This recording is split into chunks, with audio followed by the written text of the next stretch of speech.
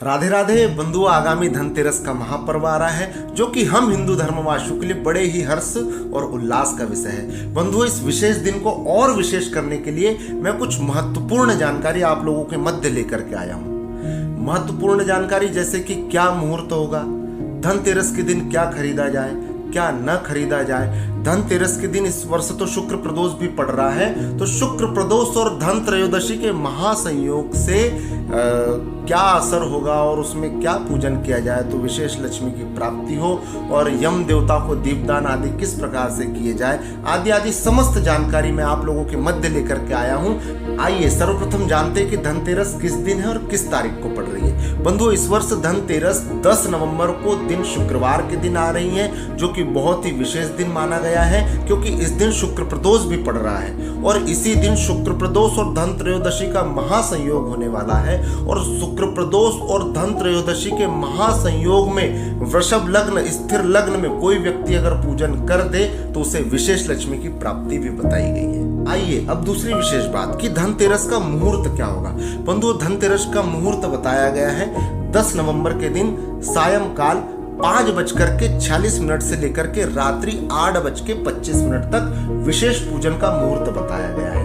और वृषभ लग्न जो स्थिर लग्न है, वृषभ लग्न का मुहूर्त क्या बताया गया है? वृषभ लग्न का मुहूर्त बताया गया है 6:08 से लेकर के 8:25 तक। अगर वृषभ लग्न में आप पूजन करते हो तो विशेष लक्ष्मी की प्राप्ति होगी। अब तीसरी विशेष बात कि धन त्रयोदशी दिनांक 10 नवंबर को खरीदारी का मुहूर्त क्या होगा। बंधुओं, धनतेरस के दिन खरीदारी का विशेष मुहूर्त बताया गया हमारे पंचांग में।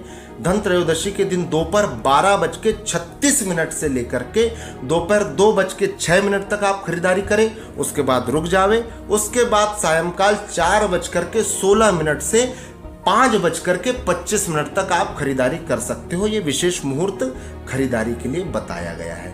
अब चौथी विशेष बात कि दीपदान कब करें। बंधुओं, धन त्रयोदशी के दिन जो भी व्यक्ति दीपदान करता है उसकी कभी भी अकाल मृत्यु नहीं होती, तो दीपदान जरूर आप कीजिएगा। दीपदान का जो समय बताया गया है 5:46 से लेकर के रात्रिकाल 8:26 तक आप दीपदान कर सकते हो। अब पांचवी विशेष बात कि धनतेरस के दिन हम कौन कौन सी चीजों की खरीदारी करें। बंधुओं, धनतेरस के दिन खरीदारी करना है तो कुछ विशेष चीजों की खरीदारी करो जिससे आपको सुख की प्राप्ति हो। हमारे सनातन धर्म में 4 सुख बताए गए हैं। पहला सुख निरोगी काया, दूसरा सुख कुछ घर में माया, तीसरा सुख वचन सुत नारी और चौथा सुख पुत्र आज्ञाकारी। जिस घर में ये चारों सुख है वो घर स्वर्ग से भी बढ़कर के माना गया है हमारे शास्त्रों में। तो हम जो चीजें बता रहे हैं अगर वो चीजों की खरीदारी करोगे तो ये चारों सुख की भी आपको प्राप्ति होगी। सर्वप्रथम हमें क्या खरीदना है। बंधुओं, सर्वप्रथम बुद्धि के विधाता भगवान गणेश की प्रतिमा चांदी की हमें खरीदना है। भालचंद्र भगवान गणेश की चांदी की प्रतिमा खरीदे एवं उसके पश्चात लक्ष्मी जी की प्रतिमा खरीदे और उसे ला करके हमने जो शुभ मुहूर्त आपको बताए उस मुहूर्त में आप भालचंद्र भगवान गणेश और लक्ष्मी जी का पूजन करें तो विशेष लक्ष्मी की प्राप्ति, विशेष बुद्धि की प्राप्ति होती है। दूसरी विशेष बात की और हमें क्या खरीदना है। उसके पश्चात हम जिसमें गणेश जी और लक्ष्मी जी की प्रतिमा हो वो चांदी के सिक्के खरीद सकते हैं और उन सिक्कों को ला करके भी आप पूजन आदि आदि कर सकते हो। तीसरी विशेष चीज हम क्या खरीदें, हम हमारी गृह लक्ष्मी, हमारी पत्नी के लिए वस्त्र और आभूषण आदि आदि खरीदें।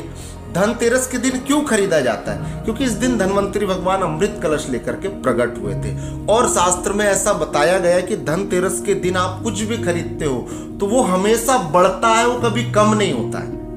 इसीलिए धनतेरस के दिन खरीदी की जाती है। आप अगर स्वर्ण खरीदोगे तो भी बढ़ेगा, अगर आप चांदी खरीदते हो तो वो भी बढ़ेगी, और अगर कोई आप बर्तन आभूषण आदि आदि वस्त्र आदि आदि जो भी आप खरीदते हो तो उसकी सदैव सदैव बढ़ोतरी ही होना है, वो चीज कभी कम नहीं होगी। इसीलिए धनतेरस के दिन खरीदारी की जाती है। और चौथी विशेष, आप पीतल के बर्तन खरीद सकते हो, कांसे के बर्तन खरीद सकते। इसके पश्चात आप नमक खरीद सकते हैं। नमक के खरीदने का समय बताया गया है सुबह 8 बजे तक आप नमक खरीद करके लाइए। नमक को खरीदना भी बहुत शुभ बताया गया है धनतेरस के दिन। लेकिन उस नमक का प्रयोग क्या करना है? उस नमक का प्रयोग हमें ये करना है कि उस नमक को सुबह 8 बजे तक खरीद करके ला लेना है और खरीदने के पश्चात उसे एक बाल्टी में थोड़ा सा जल ले और उसमें थोड़ा सा वो नमक डाल करके घर में पोछा लगा डालें तो सारी नेगेटिव एनर्जी बाहर चली जाएगी, सारी घर की नकारात्मक ऊर्जाएं घर से बाहर चली जाएगी और सकारात्मक ऊर्जाओं का प्रादुर्भाव हो जाएगा। इसके अलावा आप रुद्राक्ष भी खरीद सकते हो। रुद्राक्ष में भूत भवन भोलेनाथ भगवान का वास होता है, वो भी बहुत शुभ माना जाता है। इसके पश्चात मिट्टी के दीपक आदि आदि खरीद सकते हो। अब एक विशेष बात कि दीपदान कैसे करना है, क्योंकि धन त्रयोदशी के दिन जो भी व्यक्ति यम देवता को दीप दान करता है उसकी कभी भी अकाल मृत्यु नहीं होती है। तो ये संयोग एक वर्ष में एक बार आता है, तो सभी लोग दीपदान जरूर करें। यम देवता को किस प्रकार से दीपदान करना है, एक आटे का दीपक बनावे 4 बाती वाला दीपक बना करके उस दीपक को जला करके दक्षिण दिशा में रख दे। उसके पश्चात घर में आकर के 13 दीपक जलाए, सभी कमरों में, अपने बेडरूम में, किचन में, आदि आदि जगह जैसी भी व्यवस्था हो।